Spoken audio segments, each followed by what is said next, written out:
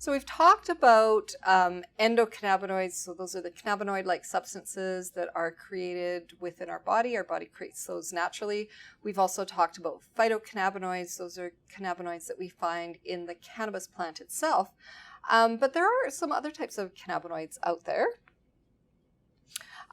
So we're going to review just a handful of the phytocannabinoids.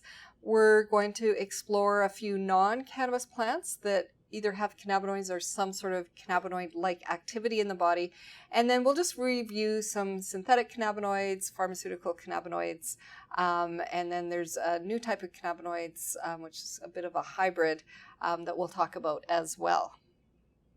So we do have 4 different types of cannabinoids. Those endocannabinoids we've already talked about.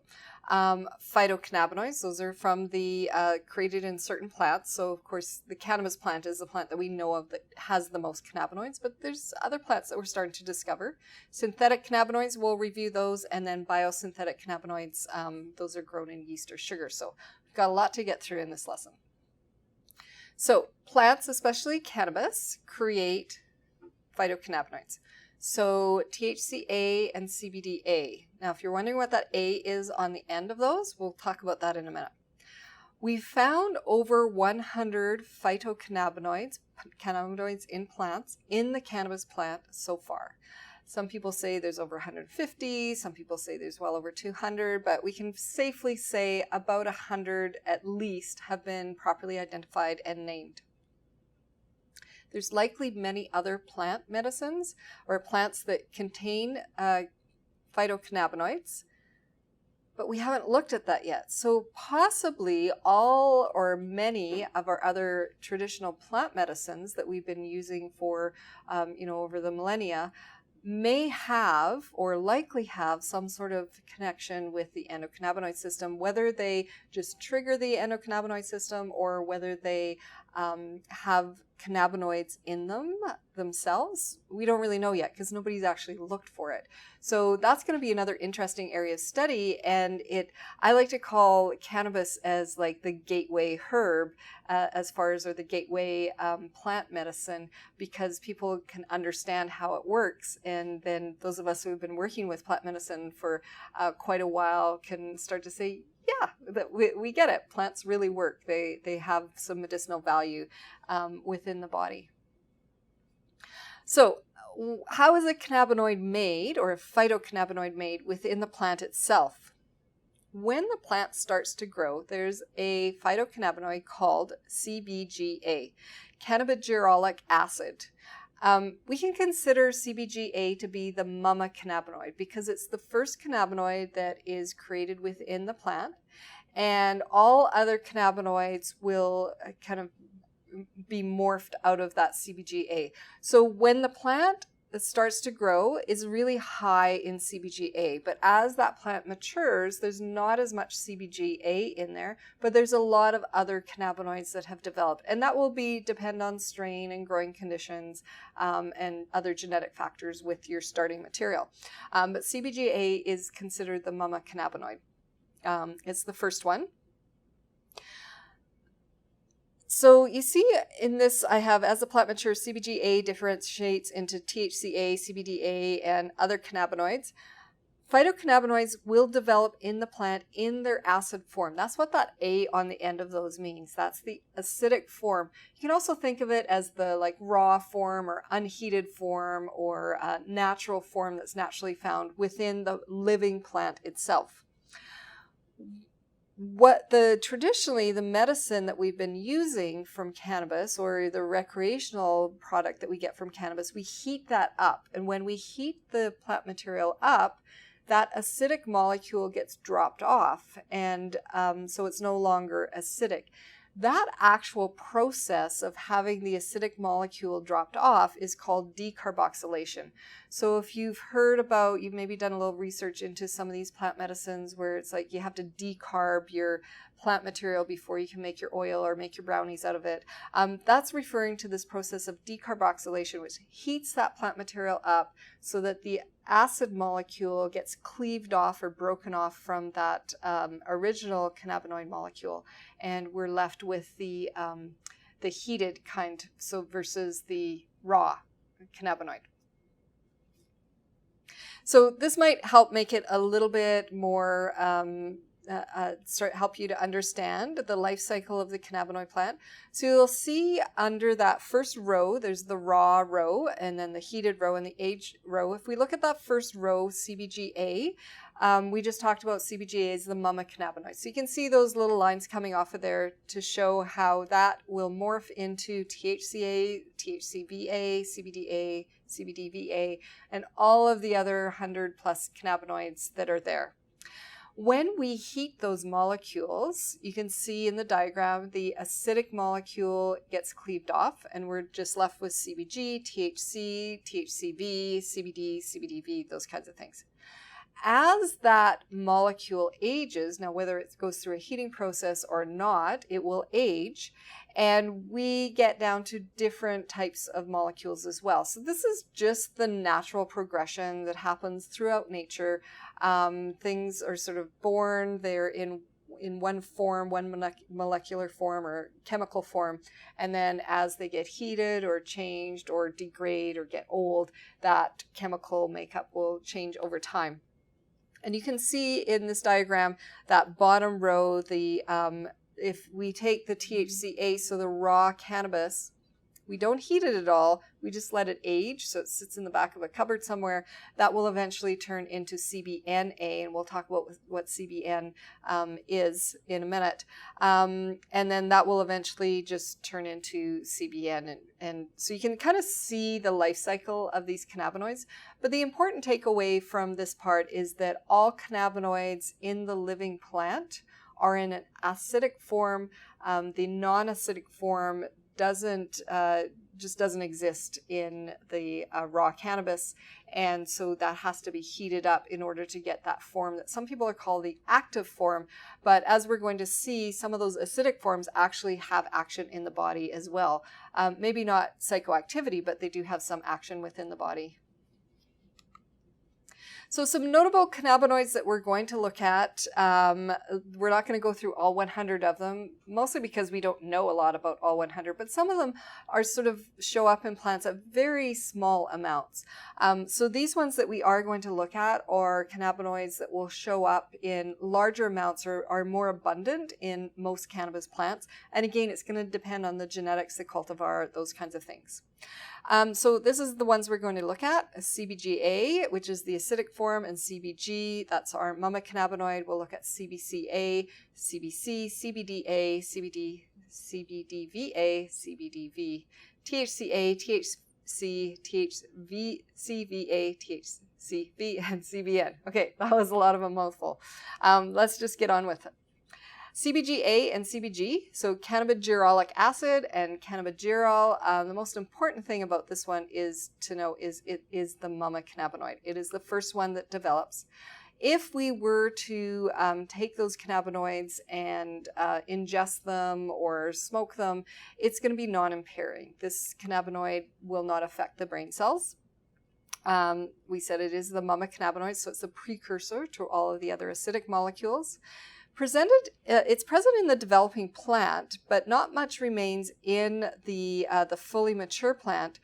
I think that's a pretty interesting thought, because as we learn more about CBG and CBGA, there may be a benefit from harvesting that plant while it's still in the sprouting stage.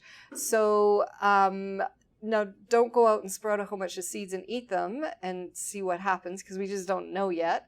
But I think there's a real potential for some interesting medicine that comes from either cannabis sprouts or young cannabis plants before they are fully matured, maybe a few weeks old or a month old or maybe just a few days old. We don't really know yet, but I think it's a really interesting area where maybe we can harvest that CBG and turn it into some interesting products.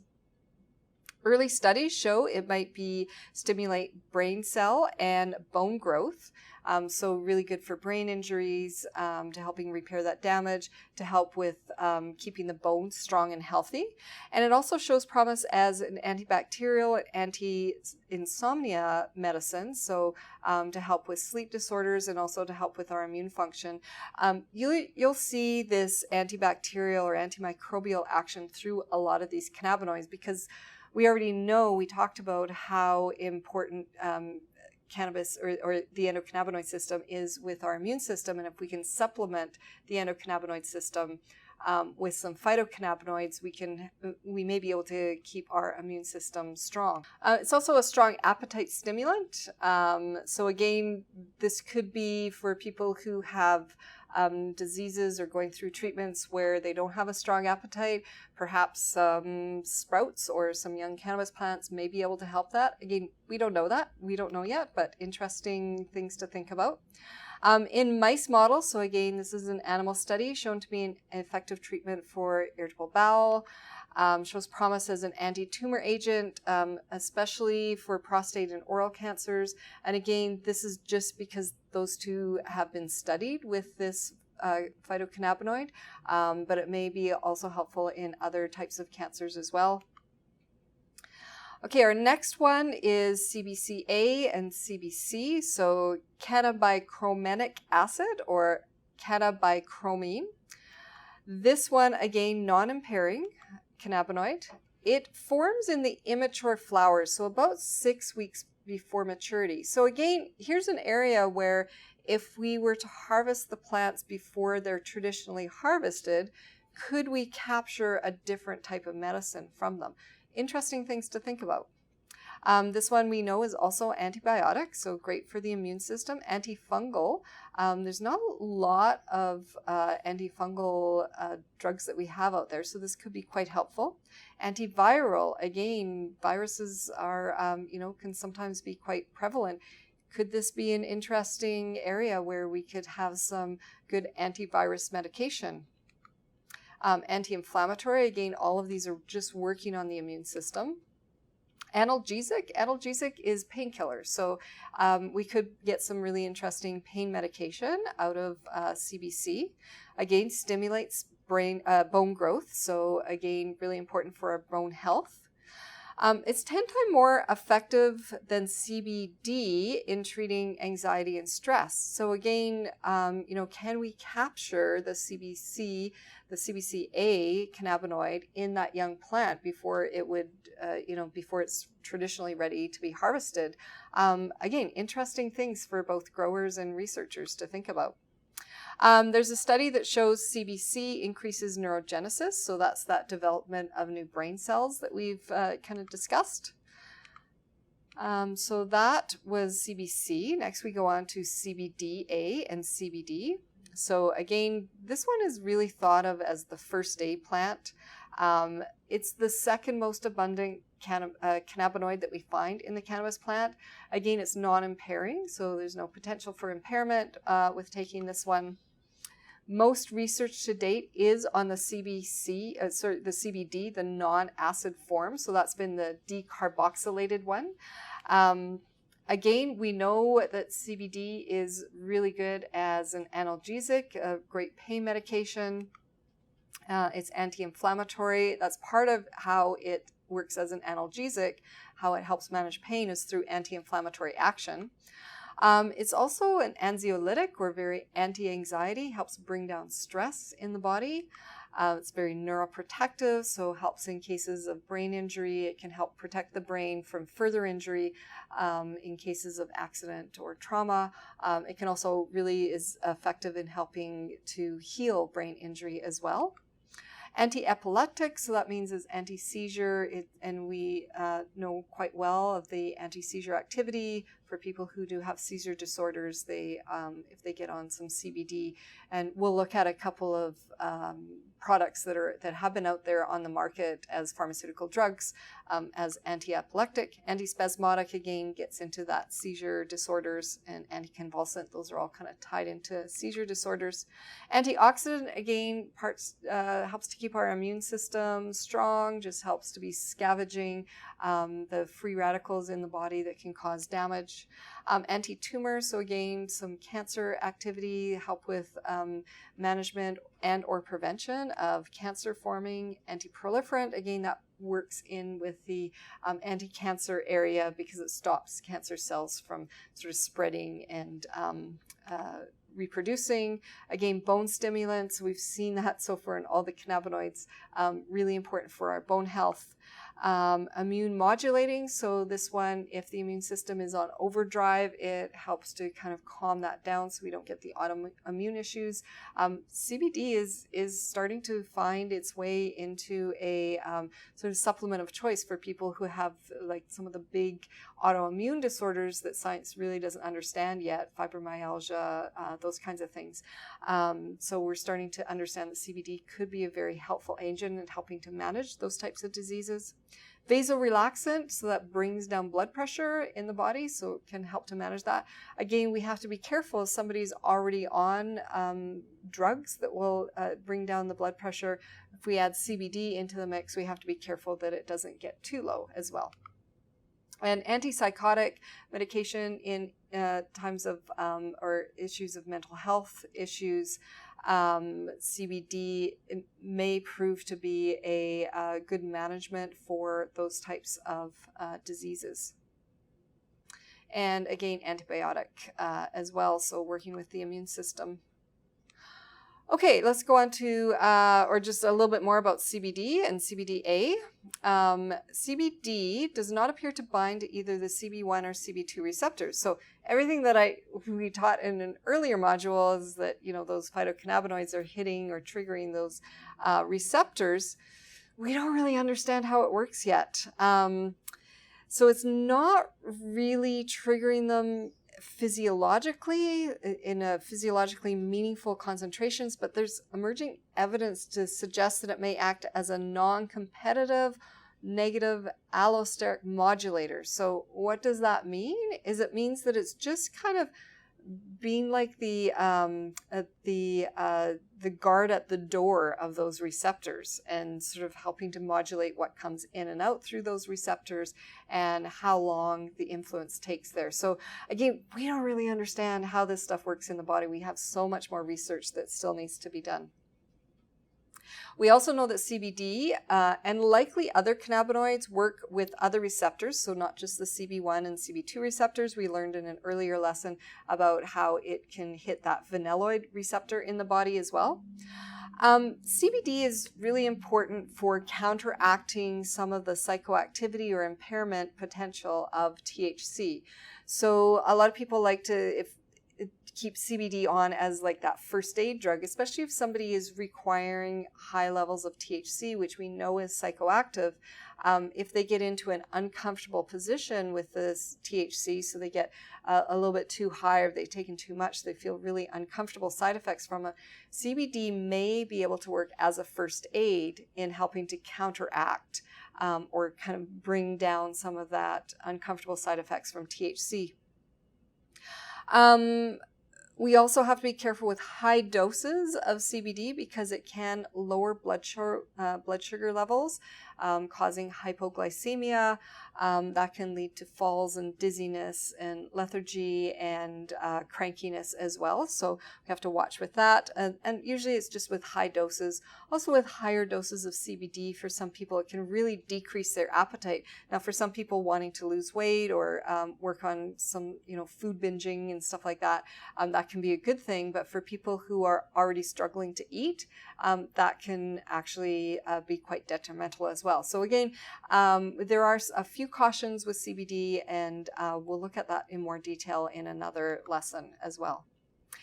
Here's a really interesting thing with phytocannabinoids as antioxidants and neuroprotectants. Back in the early 2000s, the U.S. government took out a U.S. patent on CBD. Interesting, because CBD is still not legal at the federal level in the United States. But the authors of the patent suggest that the potential benefit of using cannabinoids to alleviate symptoms of multiple sclerosis, Alzheimer's, Parkinson's, Huntington, and other neurodegenerative conditions is likely there with this using this as a drug. Now, that patent did expire in 2019, and the holder of the rights to that, it works out of a research facility down in the States. I haven't been able to dig up any real information about what's happening, if that patent is going to be extended or not. But it's kind of interesting to think about way back in the early 2000s, the U.S. government understood that there was a potential for use of this as a medicine, but still was not, was trying to protect their rights to that medicine, but was not allowing general public to look into it. So take of that what you will, but it's another part of the interesting history of cannabis as a medicinal agent within our population. CBD-VA and CBD-V, cannabidivaranic acid and cannabidivaran, those are non-impairing again. This is actually a slightly degraded form of CBDA, so as that plant matures, if there's a lot of CBD in there, that can degrade to that CBD-VA. We know this is important for the anti-seizure and anti-epileptic activity of cannabis. It's also a good anti-nausea and anti-inflammatory medication. And it does show promise as an anti-convalescent, but it seems to be working with CBD itself. So again, we still have lots to explore with this one. Tetrahydrocannabinolic acid and tetrahydrocannabinol, that's our famous THCA and THC. That is has a strong potential for impairment or psychoactivity. Now, you notice I say potential for impairment or potential for psychoactivity. It's because not everybody becomes impaired by taking the same amount of THC. So again, we're starting to understand there's genetics at play there. So rather than just saying that everybody can become intoxicated from using THC, we say there's definitely a potential for impairment from that. But again, it varies from person to person. We know that THC is a well-known analgesic for helping reduce pain, and that's all different kinds of pain. It's also really well known as an antiemetic, so manages nausea and vomiting, and that can be very useful in people who are undergoing chemotherapy or have other conditions where the nausea and vomiting is starting to really interfere in their life, or some medications that might be vital life-saving medications cause nausea and vomiting, and then we can use some THC product to help to calm that down.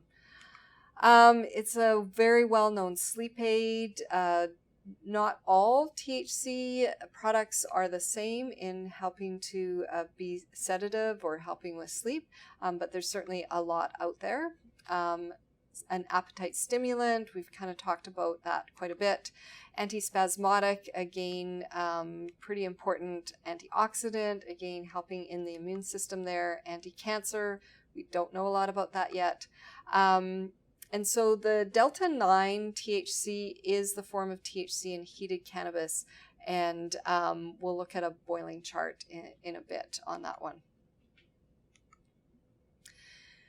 Then we have THC-VA and THC-V. Again, this one has a strong potential for impairment, so it's even more impairing or potential for impairment than the THC, but it doesn't last as long. So it only lasts about half the time of THC. So it'd be a much kind of quicker, gets you up there into that psychoactivity, but then that kind of cools down a lot quicker than the THC does as well. This one does have pronounced energetic effects. So some cannabis, we just talked about how some cannabis is very sedative, is very relaxing, calms you down. Cannabis, the products that have high amounts or higher amounts of THCV, they're really energizing. They will wake you up and very stimulating to the brain. This may effectively counter anxiety, stress, and panic disorders without suppressing emotion. That's an important thing, because people who are on anti-anxiety medications or for panic disorders or chronic stress, one of the complaints that they have is, yeah, it calms down my anxiety, but it also kind of blunts my emotions, so I have a harder time relating with people. So if we can find a medication that helps manage those health conditions without blunting the emotions in there, we can give people a better quality of life. This is one of the molecules that is likely responsible for reducing the tremors associated with Alzheimer's, Parkinson's, and some of those other neurological diseases. Again, we still need to know a lot more about this one. This one also is another one that diminishes appetite. I'm guessing we're going to get some THCVA products on the market in the weight loss category at some point in the future. Next, we come to cannabinol or CBN. This is mild to non-impairing. It is very little CBN is actually produced in the living plant. If the plant is allowed to live longer, it's not harvested sort of right at its peak, then some of that THC will actually start to degrade into CBN. And CBN actually is what happens when a product ages, when your cannabis products age, that THC will eventually degrade into CBN. And we saw that degradation of THC in the phytocannabinoid life cycle, where THC will eventually degrade into CBN.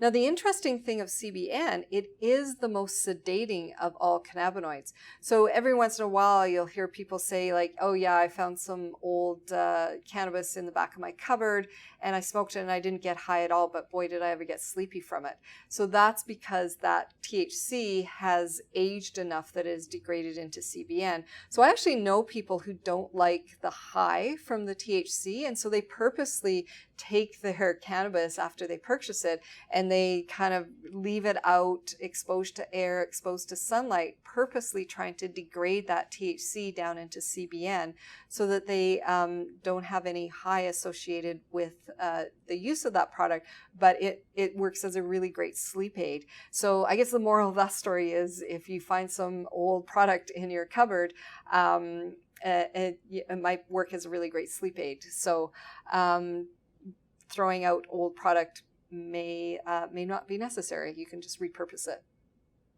This one also demonstrates promise in treating glaucoma and pain, so another analgesic, and may prove effective against MRSA infections. So you may have heard of things like that we're heading into, or possibly heading into, a post-antibiotic era where the bacteria is kind of caught on to our antibiotic medications, and a lot of them aren't as effective as they used to be. And so perhaps we can start to turn to our plant medicines to replace some of the antibiotics that are no longer effective or may no longer be effective for us in the future. So again, lots of potential for different types of medication from these cannabinoids. So the last thing I want to talk about is just of the phytocannabinoids is just touch on CBDA and THCA. So remember, the A stands for acid, so that's the acidic form that we find in the raw or the unheated plant. And so these are kind of referred to as the raw cannabinoids. Non-impairing for most people. Now, don't count on that, because some people who take THCA absolutely will get impaired, and depending on how the THC is created, it can be heating it up enough that it turns it into THC, which is impairing. So again, we have to be careful if we're using cannabis in the raw form, because for some people it could still be impairing. Strong anti-inflammatory action with this one, strong antioxidants. So again, those are both part of our immune system. Likely anti-cancer activity, so probably likely preventing cancer, but again, we can't rely on that because we just don't know enough about it yet. As strong immune booster, so really lots of activity at the immune level for using the acidic cannabinoids. Improved intestinal function, so a lot of people are juicing their cannabis leaves and drinking that juice and helping them with digestive disorders. Improved neural function, again, neuroprotective, again, so lots of interesting things for the brain, for helping both protect and heal some brain issues that might be going on. Again, this reoccurring theme with brains and bones, right? Helps to rebuild the bones. So the body theoretically doesn't convert THCA into THC. So that happens, as we talked about, through that decarboxylation process or that heating process that can happen.